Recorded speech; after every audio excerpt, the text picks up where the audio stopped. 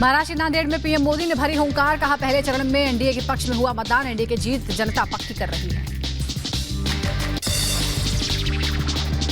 पहले चरण में एनडीए के पक्ष में एक तरफा मतदान हुआ है। एनडीए की जीत आप पक्की कर रहे हैं।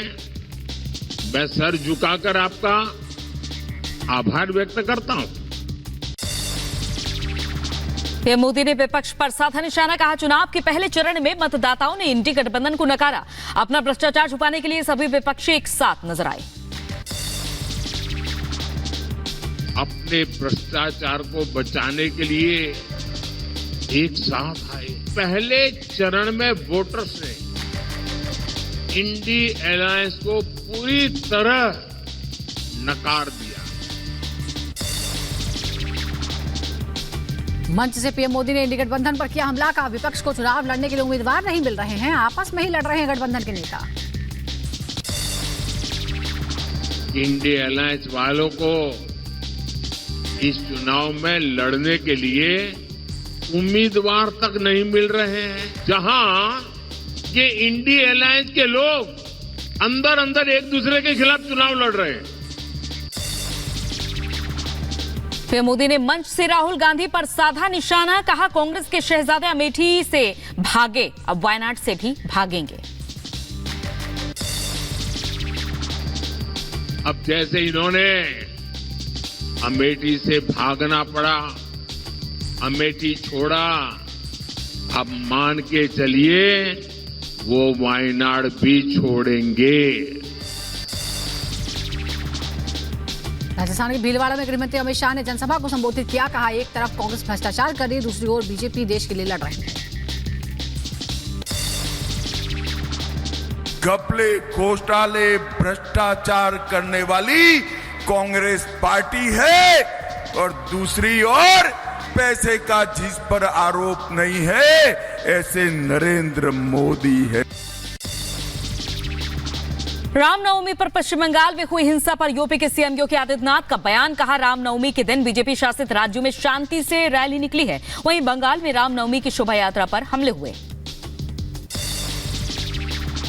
वेस्ट बंगाल की टीएमसी की सरकार के कारण वहां पे रामनवमी के जुलूसों पर, शोभा यात्राओं पर हमले हुए हैं। पंजाब में कांग्रेस को लगा बड़ा झटका, तेजिंदर सिंह बिट्टू और कमलजीत कौर बीजेपी में शामिल हुए, विनोद तावड़े और अश्विनी वैष्णव की मौजूदगी में ली सदस्यता।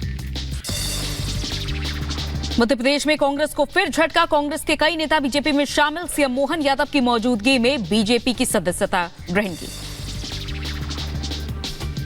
मुंबई में संजय राउत के बयान के खिलाफ बीजेपी कार्यकर्ताओं का प्रदर्शन, बीजेपी नेता नवनीत राणा पर संजय राउत ने दिया था विवादित बयान। बीजेपी नेता दुष्यंत गौतम ने संजय राउत पर साधा निशाना, कहा सम्मानित सांसद पर अभद्र कमेंट गलत है और ऐसे बयानों की निंदा होनी चाहिए। महाराष्ट्र के संभाजीनगर में एमएनएस कार्यकर्ताओं ने लगाए पोस्टर पर लिखा जो राम को लाए हैं हम उनको लाएंगे। मुर्शिदाबाद की रैली में ममता बनर्जी ने सेंट्रल फोर्स की तैनाती पर सवाल उठाए, कहा सब कुछ लिखा जा रहा है और सही जगह पर सब शिकायतें दी जाएंगी।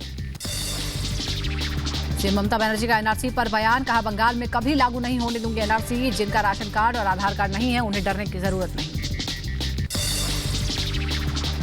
बिहार के किशनगंज में कांग्रेस अध्यक्ष मल्लिकार्जुन खड़गे का विवादित बयान, खड़गे पर हिंदू देवी देवताओं का मजाक उड़ाने का आरोप। कांग्रेस नेता मल्लिकार्जुन खड़गे के बयान पर बीजेपी नेता तरुण चुग का बयान, कहा देश को जाति धर्म के नाम पर तोड़ना चाहते हैं मल्लिकार्जुन खड़गे, लेकिन वो कामयाब नहीं हो पाएंगे। बिहार के पूर्व डिप्टी सीएम तेजस्वी यादव का पहले चरण के मतदान पर बयान, कहा इस बार बिहार चौंकाने वाला देगा परिणाम, पहले चरण की चारों सीट जीतने का दावा भी किया। गृहमंत्री अमित शाह के बिहार दौरे पर तेजस्वी यादव का तंज, कहा अमित शाह जितना आएंगे उतना आरजेडी का वोट बढ़ेगा, इनके आने से कोई फर्क नहीं पड़ने वाला। राजस्थान में शांतिपूर्ण चुनाव होने पर मुख्यमंत्री भजनलाल शर्मा ने जनता को धन्यवाद दिया, साथ ही कहा पहले चरण में 12 सीटों पर हुए चुनाव में बीजेपी जीतेगी सभी सीटें। असम के सीएम हिमंता बिस्वा शर्मा ने गुवाहाटी में लोकसभा चुनाव को लेकर लोगों को संबोधित किया, लोगों से मतदान में बढ़ चढ़कर हिस्सा लेने की अपील की। गुना लोकसभा से बीजेपी उम्मीदवार ज्योतिरादित्य सिंधिया ने बिना नाम लिए कांग्रेस नेता दिग्विजय सिंह पर हमला बोला। कहा, राघोगढ़ सेना लेकर आ रहा हूं।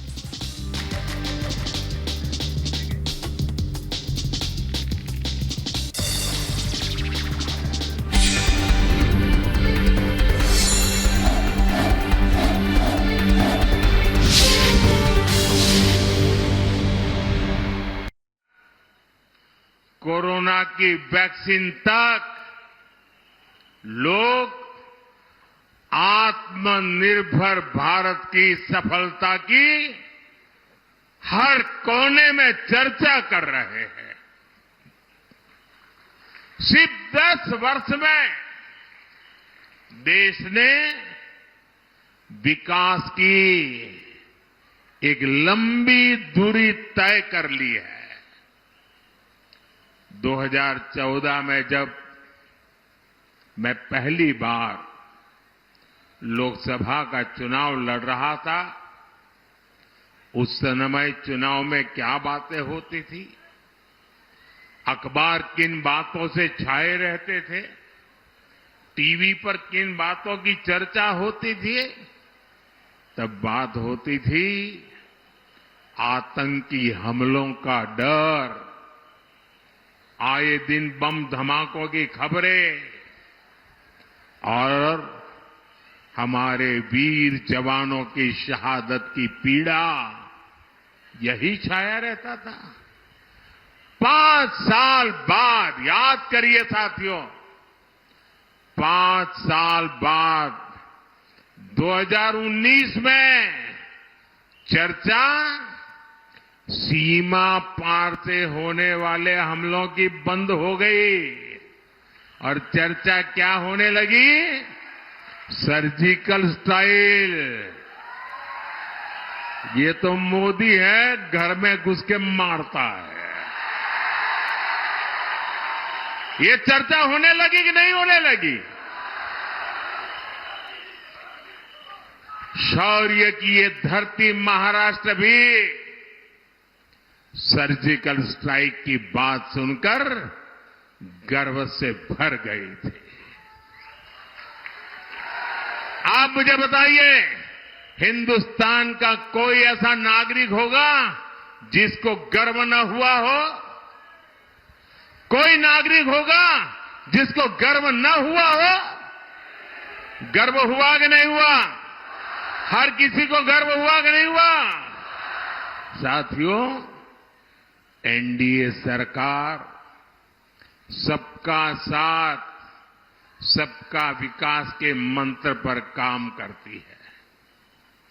कोई भी जाति हो, कोई भी पंथ हो, हमारी सरकार सबके लिए काम करती है।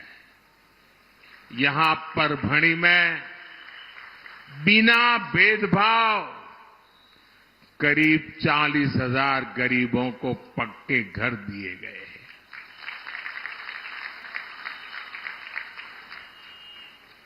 और मैं आपको एक काम बताता हूं, करोगे? पक्का करोगे? देखिए, ये जो जिनको घर मिले है कौन? या तो ओबीसी समाज के लोग हैं, या तो दलित समाज के लोग हैं, या तो आदिवासी समाज के लोग हैं। यही लोग थे, वो वंचित रह गए थे। और मैंने इतना सारा किया है, लेकिन अभी जब आप लोगों के घर जाएंगे, गांव में जाएंगे, और कहीं कोई इक्का दुक्का जिसको अभी घर मिलना बाकी हो, कोई इक्का दुक्का जिसको गैस का कनेक्शन मिलना बाकी हो, नल से जल मिलना बाकी हो, तो मेरी तरफ से उनको बता देना कि मोदी की गारंटी है, तीसरे टर्म में आपका काम भी हो जाएगा। ये बताओगे? मेरी तरफ से गारंटी दोगे? आप ही मेरी गारंटी हो, करोगे ना? मेरे लिए तो आप ही मोदी हो, तो घर घर जाके बताओगे ना? देखिए, आज परभणी के 12 लाख से ज्यादा गरीबों को बिना भेदभाव मुफ्त राशन मिल रहा है ताकि गरीब के घर का चूल्हा जलता रहे, बच्चे भूखे पेट सो न जाएं, मां की आंख से आंसू न बहे, इसलिए मोदी 12 लाख परिवारों को यहीं पर मुफ्त राशन दे रहा है, आने वाले 5 साल भी देता रहेगा। आज परभणी में 17 जन औषधि केंद्रों में बिना भेदभाव सभी को 80% डिस्काउंट, 80% छूट पर दवा मिल रही है। यहां बिना भेदभाव 1.25 लाख से ज्यादा महिलाओं को उज्ज्वला गैस कनेक्शन दिया गया है। परभणी में आज 75% से ज्यादा घरों में नल से जल आने लगा है। इतना ही नहीं, एनडीए सरकार ने परभणी के 9 लाख से ज्यादा पशुओं को मुफ्त टीका भी लगाया है। कोई भी सरकार ऐसे तभी काम करती है जब वो गरीबों के प्रति संवेदनशील हो, सबकी चिंता करती हो। मैंने गरीबी की जिंदगी को जी है। मैं भी आप ही की तरह पिछड़े परिवार में से आ रहा हूं, इसलिए गरीब का दुख भली भांति समझता हूं।